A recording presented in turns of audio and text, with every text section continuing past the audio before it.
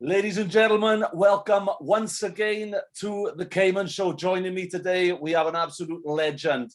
He is a former OVW Heavyweight Champion, a former OVW Southern Tag Team Champion, a former WWE Superstar, and added to which, a former WWE Tag Team Champion. And I've also got the opportunity to wrestle and tag with this gentleman myself, and the pleasure was all mine. I give you none other than Eugene Dinsmore, ladies and gentlemen. Nick, how you doing, man? Doing very well, my good brother. How are you? Very well, sir. It's been a while. Been a minute. It's been a long time. It's been a number of years, I think. But it's good to see you again. You're looking well anyway, man. How have you been with all this pandemic nonsense? I've been doing okay. It's South Dakota doesn't have a huge population, so although we peaked, we didn't have as much risk as overly populated places. Good man, good. So you and your family have all been make it through?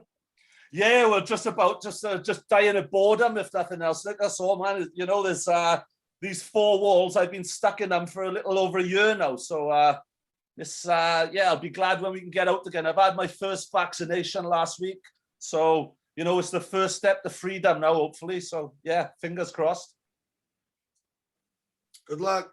Good stuff, man. Cheers. I'm back at you. Obviously, people are going to want to hear about your wrestling career, man. That's why I've brought you here. So, obviously, you started, was it 1996? Yes. 1996, yeah. With NWA Ohio, which later became Ohio Valley Wrestling, yeah? When I started, it was just the Nightmare Danny Davis School of Wrestling. Yeah. And I guess he was NWA affiliated, but it became Ohio Valley Wrestling, yes. Excellent. Can you tell us a bit about your time there, how it was, how you broke in and everything?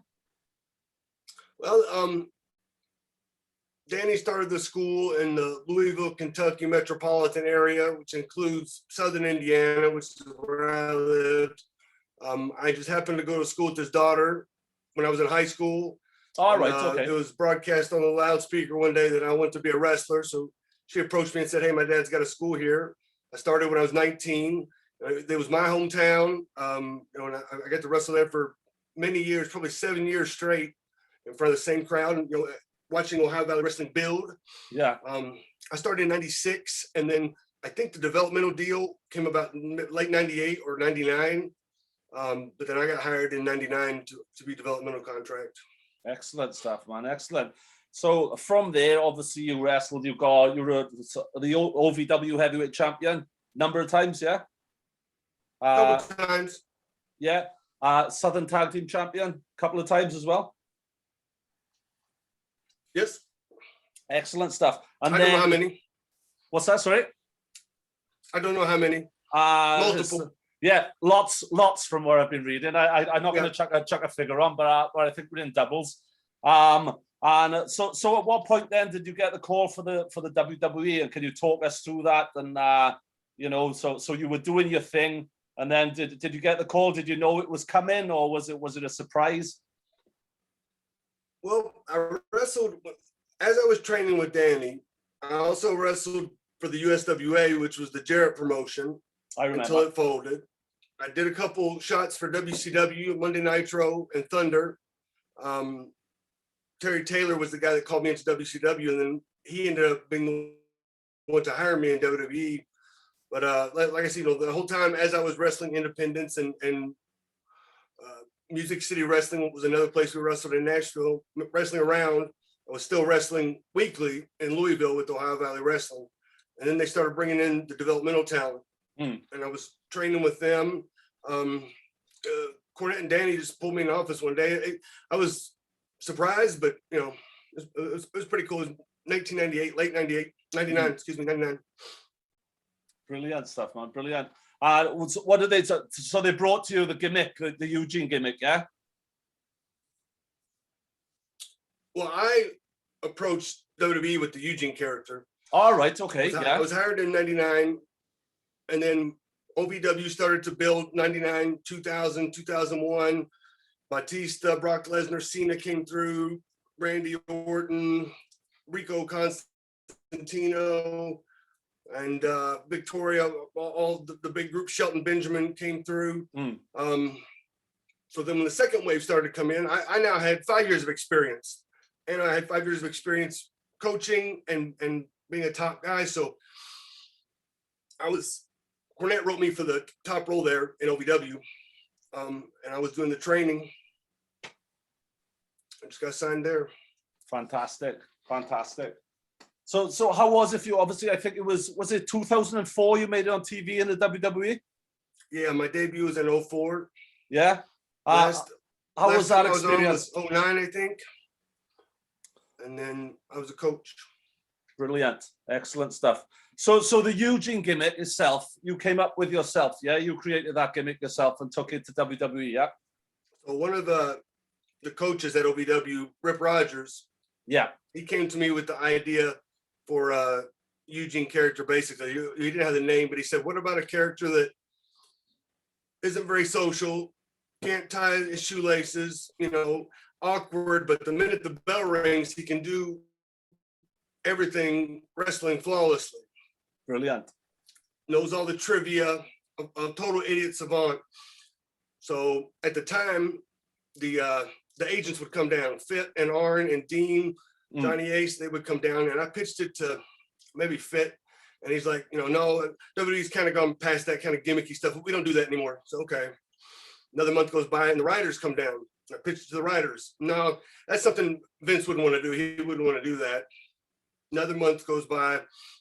I saw a lot of people in the meantime that would complain and get called up. I don't want to be in Louisville. I don't want to train anymore. I want to be on the road. And WWE would just, okay, call them up, and whether they had something for them or not. So I knew that the squeaky wheel gets the oil, right? So I told my friend Doug Basham, I said, I think I'm going to quit and try to go to Japan, which I had no intention of doing. I mean, I had a good job, living at home, working 4 or 5 days a week doing wrestling, great stuff. Doug Basham tells Dean Malenko, Dean tells Johnny Ace. All of a sudden, I'm sitting in a meeting with Vince McMahon. Stephanie McMahon's in there. And Vince goes, I want to get back to character-based wrestling. So the month prior, Rip gave me this kernel of an idea for a character that I heard about it then. I relayed it twice to the agents and to the writers. I just spit it out to Vince. Great, we'll start on Monday. Wow, really? Just like that? This was early 04, and Austin was at TV. I remember that because I was sitting in Vince's office, and Austin walks in, and Vince goes, Steve, have you ever seen this guy work? He goes, no, I don't think so. And I said, well, I was trained by Danny Davis because I knew that Danny and Austin crossed paths and were friends in Dallas for a short time. And so he's like, all right, he's probably one of the best then. And it was like that vote of confidence. They're like, okay, let's start this on Monday. Excellent. And that's pretty much what happened. I came to the TV in Houston on that Monday. And it's like, okay, here you go. Here's what you're doing. Brilliant, man. Brilliant. How were you feeling then? Was, obviously was your stomach was likely in knots, was it? Not so much, but I had the flu going into it. Oh, really? I was really sick the day before. Yeah, I didn't feel a bit. It wasn't nerves because I've been doing this stuff for 8 years now. Honestly, it was just a different building. You know what I'm talking about? It's the same thing as somewhere else. Once you know who you are, once you got it down. So that's it. What a time though. Well, that's timing for you, innit, to get the flu the day before your big break, Brilliant. All right. I'm still doing well. Yeah, good man. But so after that, so you went on as Eric Bischoff's nephew. Yeah. How did you find that? How did you find portraying that gimmick, that storyline?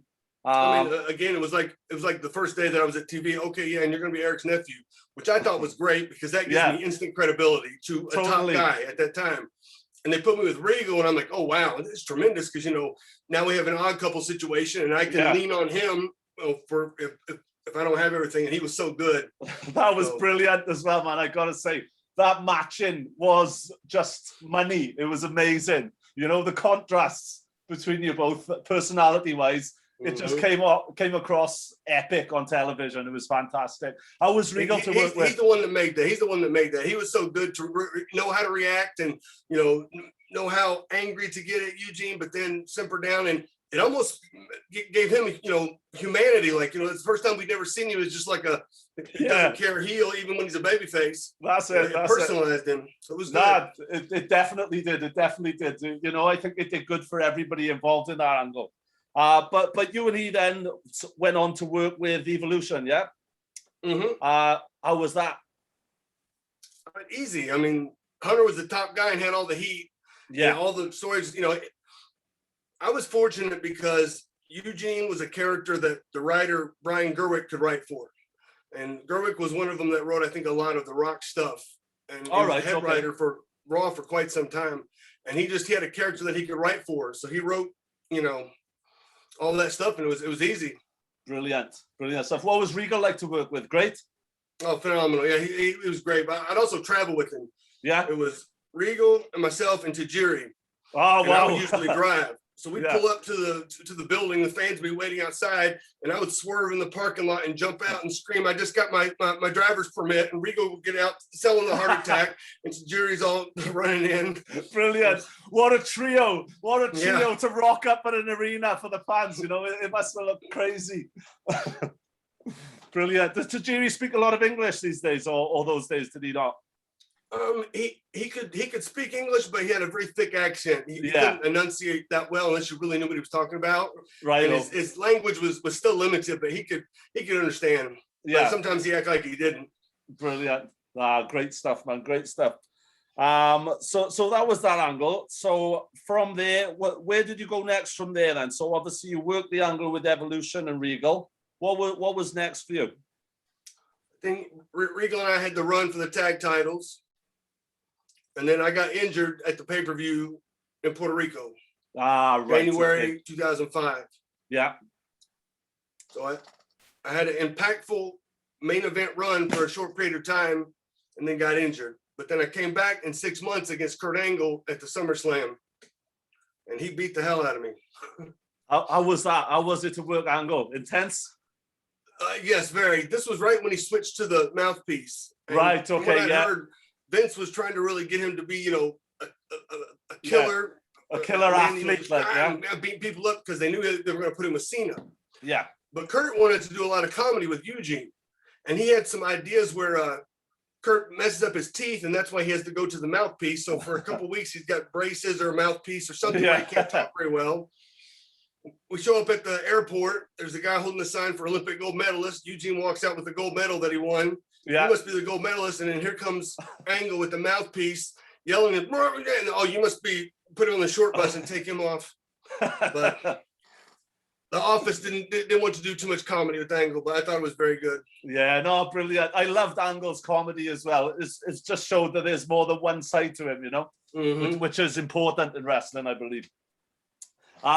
So was it a feud you got into with Angle then? Or how long did that go on for?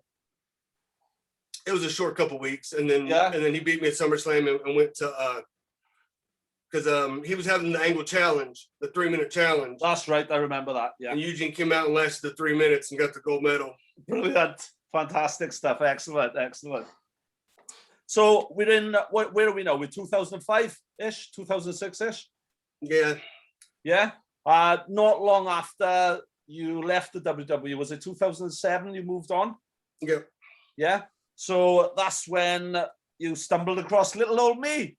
And yes, that was my first big trip, man. I was so excited. That's right, man. It was great. I remember I got a call. It was like, Eugene's over. Do you want to book him on Celtic Wrestling? I was like, hell yeah, I want to book him on Celtic Wrestling and I want to work him. So, yeah, we did that. We got you over.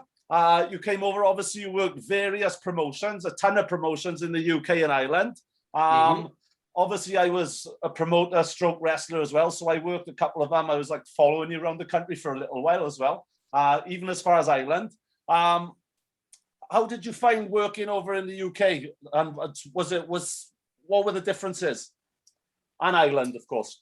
Well, I mean, I absolutely loved it. Like I said, I was so excited that trip I came on. It was like my first big trip on independent wrestling. It was really cool. Yeah. But I've always enjoyed it, and the guys have been awesome in the locker room and just wanting to learn, wanting to have fun, and great times. And like as far as the wrestling goes, I mean, the good independent guys in the States and the good independent guys in Britain are very similar. It's just a little bit of a different style, but they can mesh very well. The quality, the talent, from all I've seen. Yeah, no, good stuff, man. Some good guys out there. There are some good guys out there. Obviously, the fans as well then. Did you find much difference in the fans, the audiences and everything? I don't know. I just, something about over there has a lot of electricity, and just fans are always hyped and excited and ready to have a good time, and the big crowds get loud, and I don't know. That happens in the States, but something about over there, and maybe it's my perception of being overseas for me. Yeah, that's it. It's the big tour, isn't it? You know? Yeah. Brilliant stuff. Now, it was great to have you on board, though, man. Obviously, Celtic Wrestling no longer running. It may bounce back again in the future, as may I. I'm 42 years young now, and I've got knees that click like an old train set, so I walked away myself in the end, but I'm still a fan. Do you watch the current product? Sometimes I don't follow it on TV. I will follow the online headlines and see kind of what's going on, and the internet stooge report and stuff like that, but I don't follow it close. I'll watch and see if there's anybody I know on, and then I switch out. Yeah, no, fair shout. Yeah, that's similar to what I do now. A guy I trained with when I started training with NWA UK, Stuart Bennett, aka Wade Barrett. I switched off for a little while after I retired from wrestling, and then I saw, oh, Wade's there, Stuart's there. It's like, oh, so you switch on then, have a look at what they're doing. Same with Drew. Same with Sheamus as well. Sheamus, obviously, I've wrestled Sheamus in Ireland in front of like 200 people back in the day, and now look at him, he's doing great things. I just check in now and then just to see how the guys are getting on, you know, and it's good to see that they have progressed, you know, onto the levels they're at. It's brilliant. So you came over, did a bit of work in the UK, did a bit of work in Ireland. You went back to the States and working indies in the States, yeah?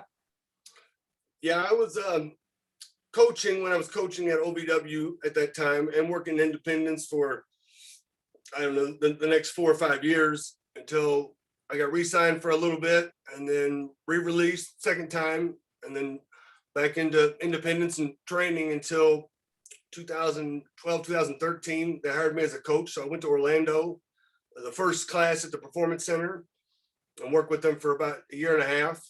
Yeah. And then started my own company here in Sioux Falls, South Dakota. Excellent. And how's that going at the moment? Give it a plug for us. What's it called? How's it going? Yeah, man, it's really good.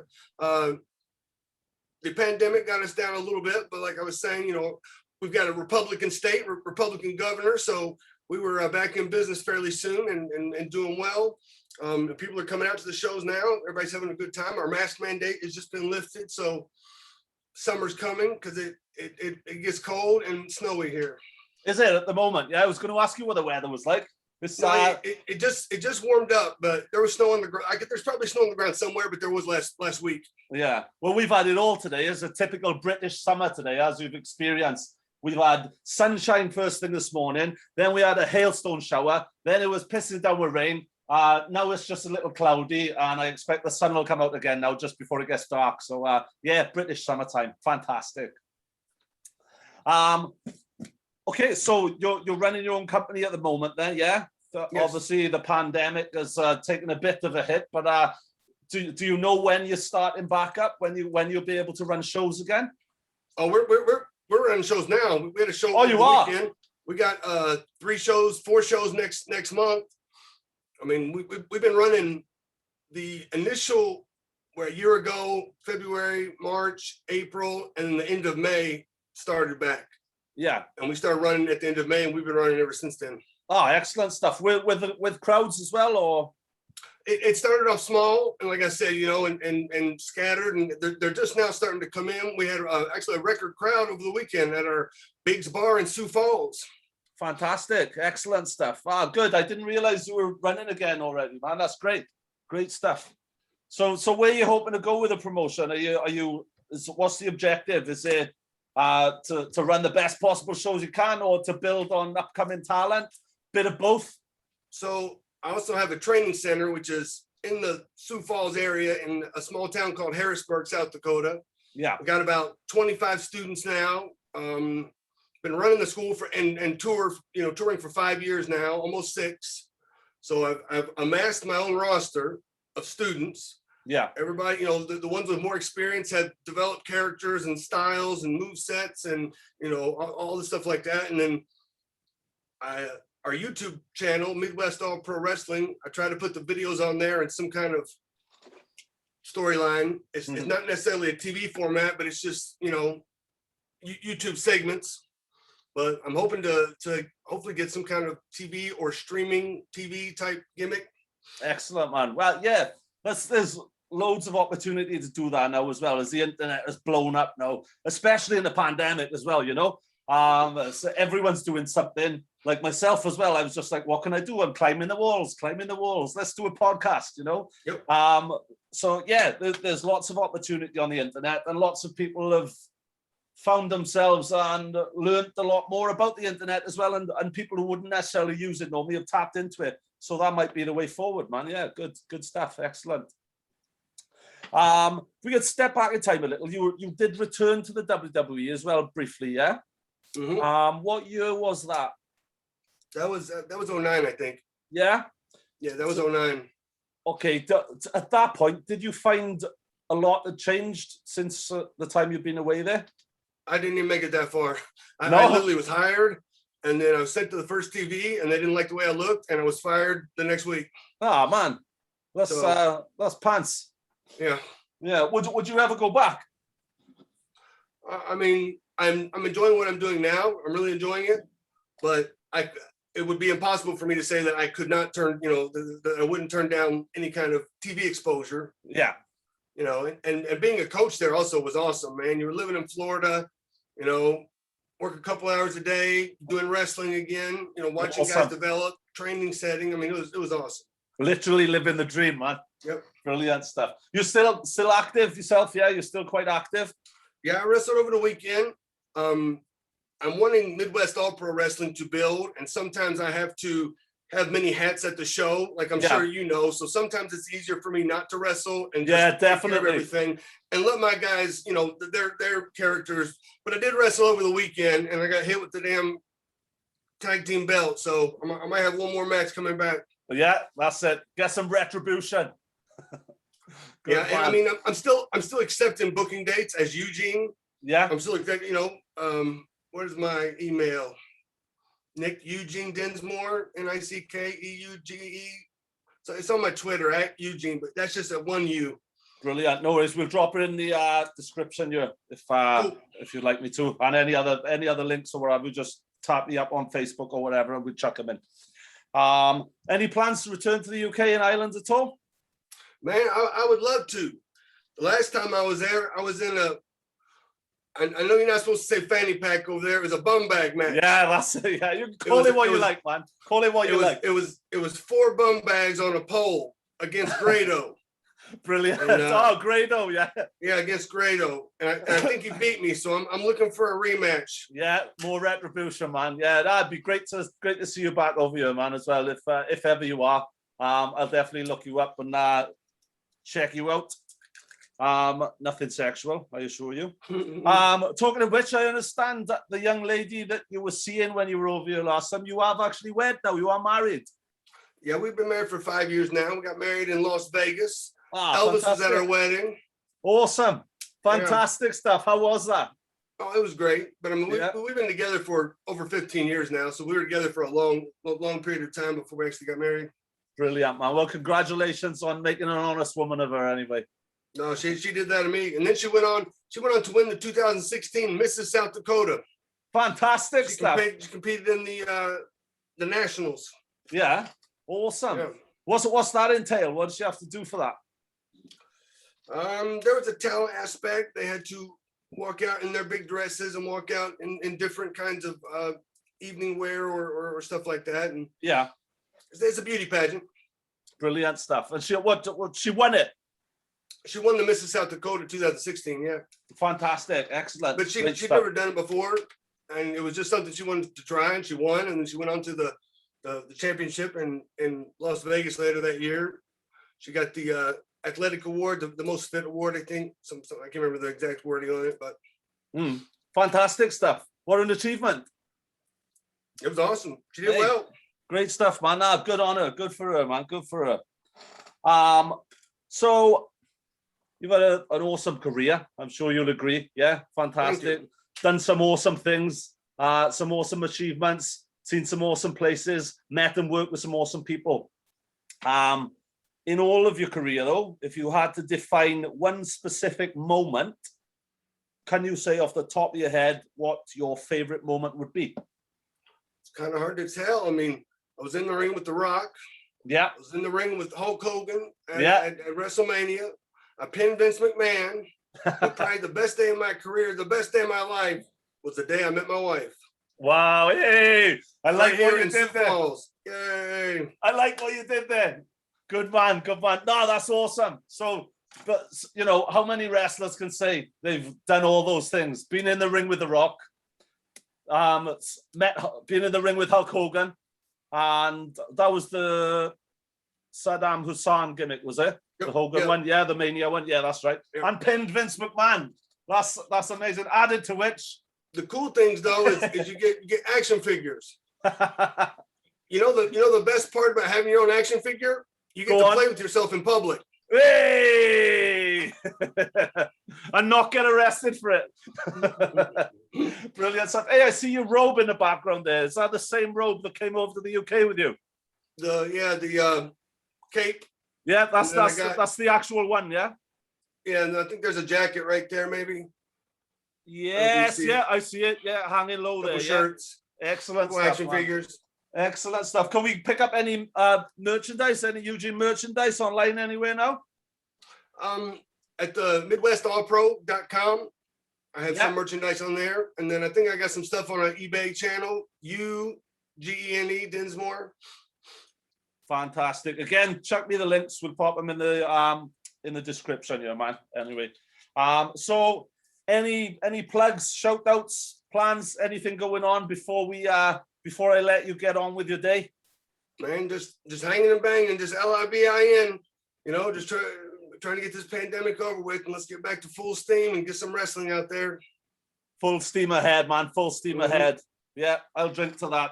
Get this pandemic out the way so we can all get on with our lives and find some sort of normality. And it's going to be weird though, man.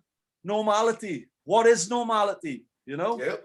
There's things we've taken for granted all these years, which now I'd kill to be doing. You know what I mean? I actually like wearing the mask though. It makes me feel like a ninja. That's it. It's different. I think for us wrestlers, it's like, it's just another gimmick, you know? It's just like, yeah, it's cool as a gimmick. So I'm walking around the town center like that, you know?